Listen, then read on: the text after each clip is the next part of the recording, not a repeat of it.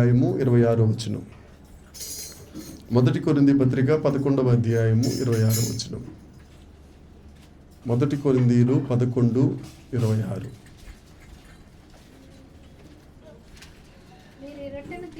మీరు ఈ రొట్టెను తిని ఈ పాత్రలోనిది త్రాగున్నప్పుడల్లా ప్రభువు వచ్చు వరకు ఆయన మరణమును ప్రచురించుడి.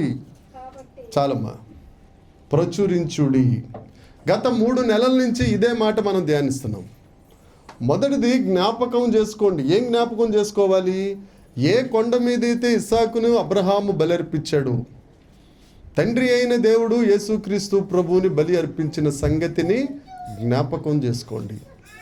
రెండవది 25వ వచనంలో ఆ రక్తము, క్రొత్త నిబంధన రక్తం, ఆ గొర్రెపిల్ల రక్తం, నిష్కళంక రక్తం మనలను పాపము నుండి విడిపించి పరిశుద్ధతలోనికి నడిపించనని జ్ఞాపకం చేసుకొనండి. 26వ వచనంలో ఈరోజు దేవుడు చెప్తున్నాడు, ఆయన గురించి ప్రచురము చేయుడి. మనం యేసుక్రీస్తు ప్రభువు బల్లను సమీపించిన తరువాత రొట్టెను తిని ద్రాక్షారసం తాగి నిద్రపోమ్మని కాదు. ఇప్పుడు మధ్యాహ్నం ఇంటికి వెళ్ళిన తర్వాత భోంచేస్తే చక్కగా నిద్రపోమ్మని కాదు, ప్రచురము చేయుడి.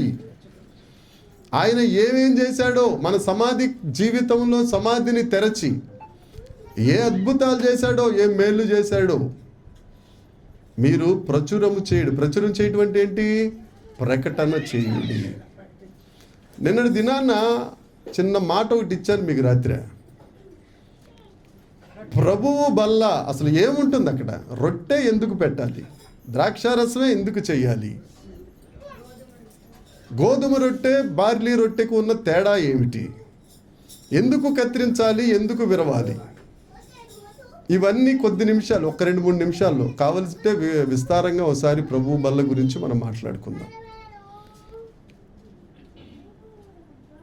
రొట్టె అనగా అది వారి ఆహారము. లెహెం అంటారు దాన్ని, రొట్టెను. ఏమంటారమ్మా? మనమంటే కొద్దిగా వైట్ రైస్ పెట్టుకుంటాం, ఒక రొట్టె పెట్టుకుంటాం, తర్వాత దానికి అది పెట్టుకుంటాం. సైడ్ డిష్ మనకు రొట్టె.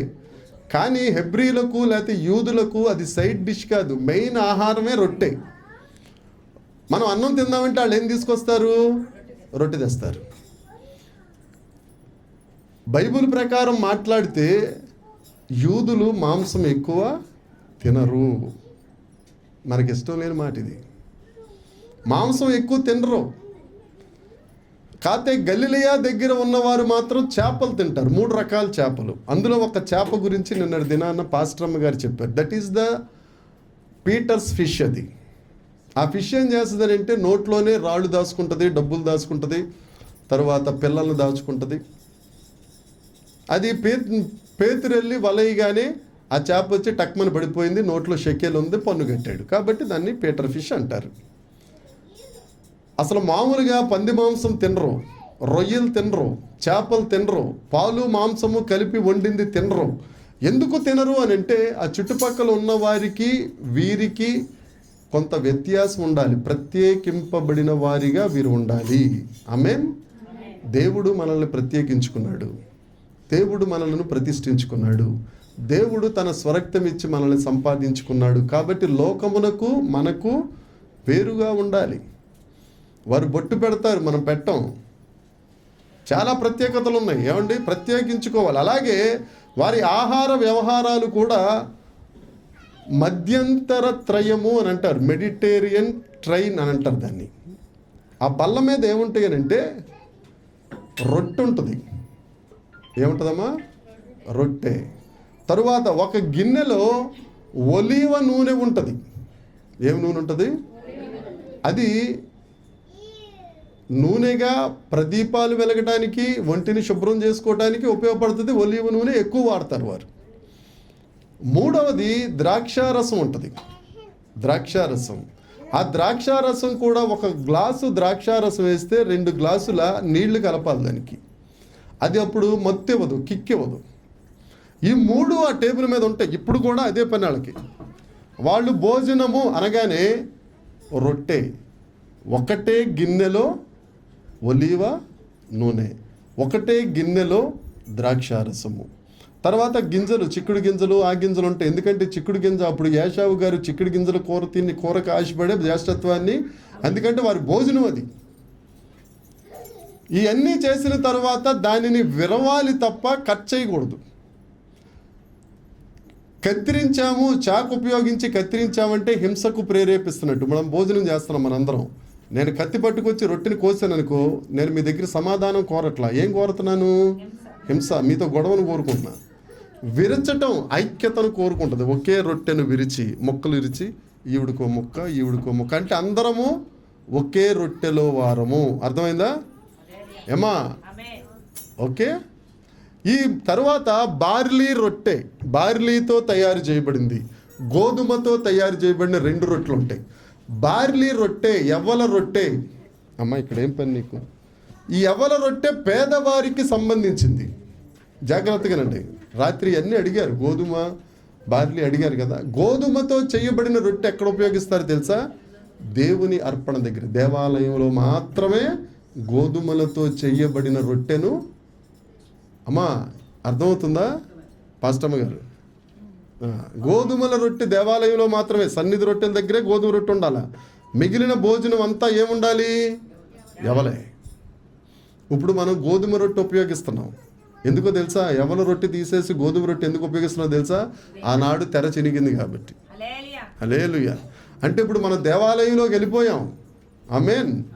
ఎవరైనా రొట్టె ఇప్పుడు తింటున్నారు అనుకోండి, రొట్టెను విరచి ఆ ఒలీవ గిన్నెలో ముంచాలి దాన్ని. అందుకే ఈ రోజున నాతో పాటు గిన్నెలో చెయ్య వేసిన వాడు అని యోధాను గురించి గుర్తుందా? మేడగదిలో ఈ గిన్నెలో చెయ్య వేసిన వాడు, ద్రాక్షారసంలో కాదు, గిన్నెలో. ఒలీవ నూనె అభిషేకానికి, ఒళ్ళు శుభ్రం చేసుకోవటానికి, హృదయాన్ని శుభ్రం చేసుకోవటానికి, శారీరకంగా ఆరోగ్యంగా ఉండడానికి ఆ గిన్నెలో చెయ్యేశాడు. ఆయనతో పాటు ఈయన ఎవరో డాక్టర్ యోధ. వెంటనే సాతాను వచ్చింది, లేచి వెళ్ళిపోయాడు. అసలు వెళ్ళకుండా అక్కడ ఉండుంటే రొట్టె విరిచినప్పుడు ఆ సమాధానం అనేది వచ్చేది ఆయనకి. అక్కడికి వానిలో సాతాను ప్రవేశించెను కదా. ఏమండి, ఎందుకు ద్రాక్షారసమే పెట్టారు అని అంటే వారికి నీరు దొరకదు అక్కడ. ఎక్కడ? అది ఎడారి ప్రాంతం, నీరు దొరకదు. ద్రాక్షారసమే తాగాలి, అది ఒకే గిన్నెలో తాగాలి. అందుకని యేసుక్రీస్తు ప్రభువు బల్ల సంస్కారానికి ముందు నుంచే ఈ రొట్టె విరుచుట, ద్రాక్షారసములో ముంచుట అనే కార్యక్రమము ఉంది. కాబట్టి ఆ ఆఖరి మేడగదిలో ప్రభు సంస్కారం అప్పుడు ఆయన రొట్టెను విరచి ఇది నా శరీరము అని చెప్పాడు అక్కడ. అర్థమైందమ్మా? ఆ రొట్టె విరిచి మనం అందరం ఒకే రొట్టెలో వారము.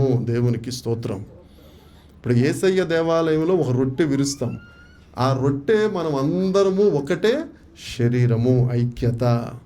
ఆ ద్రాక్షారసములో ముంచుతాం. ఇది క్రొత్త నిబంధన రక్తము.